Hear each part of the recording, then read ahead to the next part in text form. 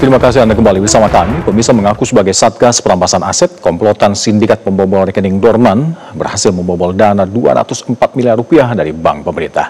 Beruntung aksi ini terdeteksi dan polisi berhasil mengamankan seluruh uang yang dibobol.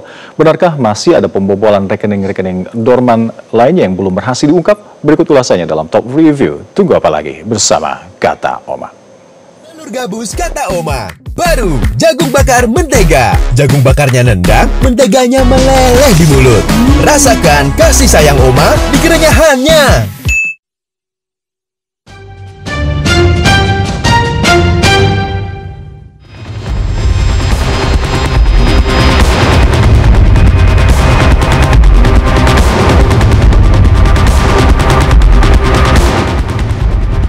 Inilah penampakan barang bukti berupa uang kertas hasil pembobolan rekening dorman yang berhasil diungkap Polri. Barang bukti ditunjukkan dalam konferensi pers di Bareskrim Polri Kamis lalu. Polri membongkar pemindahan rekening dorman ke rekening penampungan di salah satu bank pemerintah senilai 204 miliar rupiah. Modus yang dilakukan sindikat adalah mengaku sebagai Satgas Perampasan Aset dari salah satu kementerian. Aksi dilakukan sejak awal Juni 2025, bermula dengan melakukan pertemuan dengan oknum kepala cabang pembantu salah satu bank BUMN di Jawa Barat berinisial AP dan Customer Relation Manager berinisial GRH untuk merencanakan pemindahan dana dari rekening dorman. Mereka menekan dan mengancam keselamatan kaca pembantu beserta keluarganya, serta memaksa menyerahkan user ID aplikasi core banking system milik teller dan miliknya sendiri. AP selaku kaca pembantu menyerahkan user ID kepada salah satu eksekutor yang merupakan mantan pegawai bank berinisial NAT. Eksekutor kemudian melakukan akses ilegal in absentia atau tanpa kehadiran nasabah terhadap aplikasi core banking system. Dana sebesar 204 miliar rupiah dipindahkan dari rekening dorman milik seorang pengusaha tanah berinisial S ke 5 rekening penampungan melalui 42 kali transaksi yang hanya berlangsung dalam waktu 17 menit. Eksekusi pemindahan dana dilakukan pada akhir Juni 2025 pada hari Jumat pukul 18.00 waktu Indonesia bagian Barat setelah jam operasional bank. Waktu ini dipilih untuk menghindari sistem deteksi bank. Uang hasil kejahatan sempat ditukarkan ke valuta asing sebelum dipindahkan ke rekening penampungan. Pihak bank mendeteksi adanya transaksi mencurigakan dan segera melaporkannya ke Bareskrim Polri.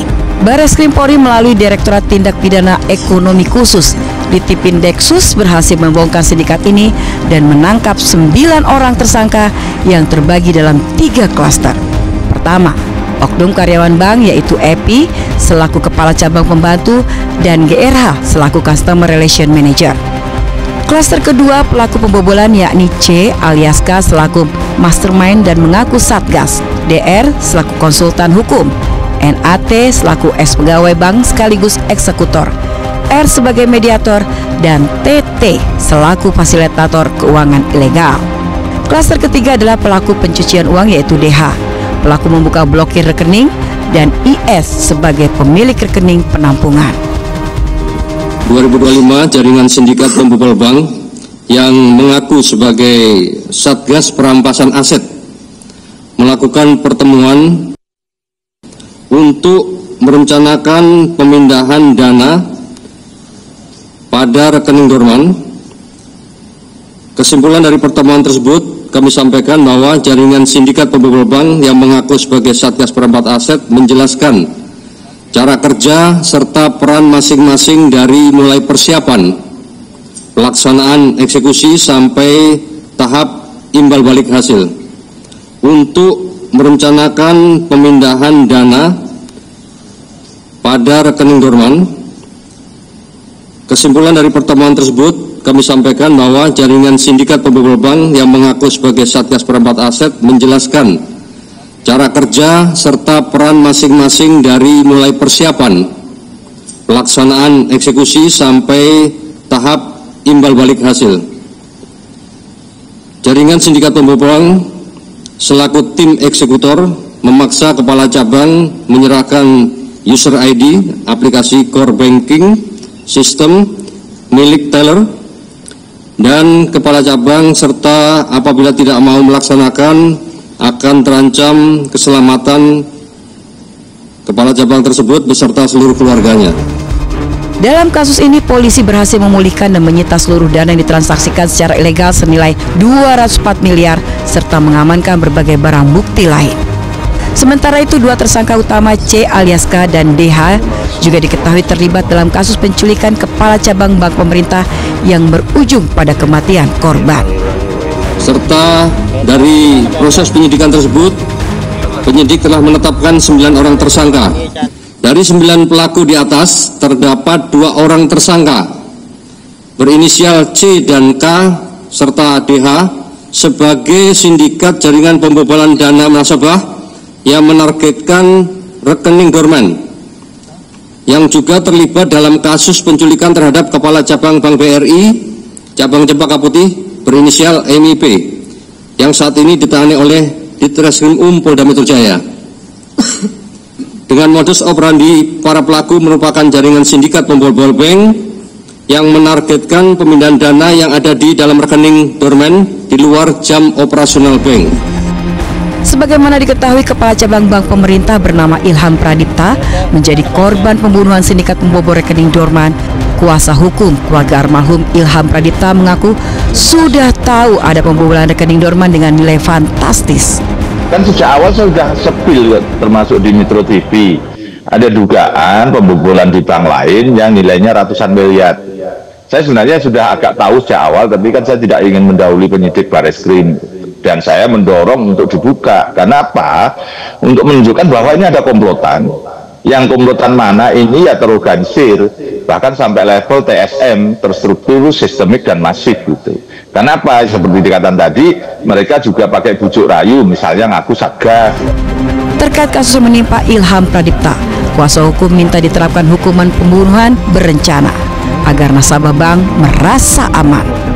Jadi maka saya selalu menekankan dan menuntut kepada penyidik untuk diterapkan pasal 340, 338 pembunuhan atau pembunuhan berencana. Kalau tidak, ini jangan salahkan nanti kalau ini ancamannya hanya 12 tahun, nanti divonis bisa jadi 8 tahun atau maksimal 10 tahun, kena bebas bersyarat dan lain sebagainya, remisi bisa hanya menjalani 5 tahun, 6 tahun, dan nanti akan membobol lagi. Jika dalam kasus pembobolan 204 miliar rupiah tersebut, Polri berhasil mengamankan semuanya, Bonyamin mengungkap sebenarnya banyak pembobolan lain yang belum berhasil diungkap. Bisa jadi sudah ada bank lain yang mampu dibobol dan uangnya tidak terkejar. Nah, modusnya gimana? Nanti kalau itu sudah saya dorong untuk dibuka, saya tetap mengawal itu. Jadi ini semata-mata saya bukan hanya ingin melihat penegakan hukum bagi korban, bahwa pelakunya harus diadili dengan ancaman hukuman seberat-beratnya, bukan. Tapi ini semata-mata juga dalam rangka memberikan rasa aman kepada pemilik uang yang menabung di bank manapun. Ini karena ternyata kalau dikatakan tidak canggih, karena apa? Melibatkan orang dalam. Dengan Kriminolog Andrianus Mirala mengingatkan soal bahayanya fraud yang dilakukan oleh orang dalam perbankan. Ia juga mempertanyakan mengapa ada mantan pegawai yang masih punya akses ke informasi perbankan. Wah, itulah ngerinya fraud internal ya, fraud atau penggelapan atau pengelabuan yang dilakukan oleh hampir semuanya oleh orang dalam. Nah, begitu kemudian ada orang dalam yang tidak berintegritas, maka banyak hal yang kemudian bisa dibobol dan lalu mampu merugikan perusahaan, tidak harus bank ya, dalam jumlah yang fantastis.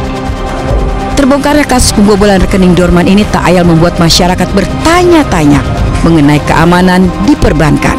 Karena itu pihak perbankan harus bekerja keras lagi untuk meningkatkan standar keamanan, sekaligus meyakinkan publik soal keamanan penyimpanan dana di bank.